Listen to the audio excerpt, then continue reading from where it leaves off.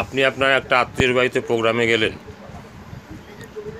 আত্মীয়ের বাড়িতে অনেক দিন পরে গেলে কিন্তু প্রথমেই বলবে খেয়ে নে, তারপর দেখছি।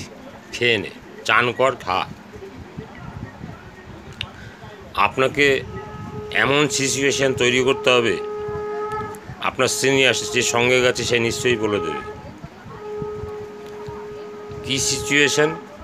আপনি বড় বিপদে পড়ে এসছেন, এই অসময়ে এসছেন।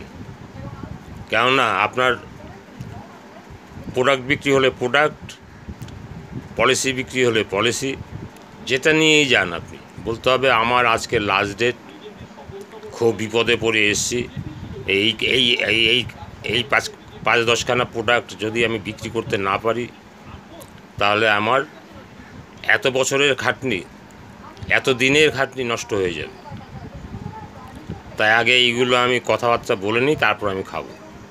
তাহলে দেখবেন কাজটা অনেকটা এগিয়ে আসবে। তখন আপনার আত্মীয় দেখবে না খুব বিপদে পড়েই এসছে, কথা শুনবে এবং প্রোগ্রামটা সাকসেস হবে।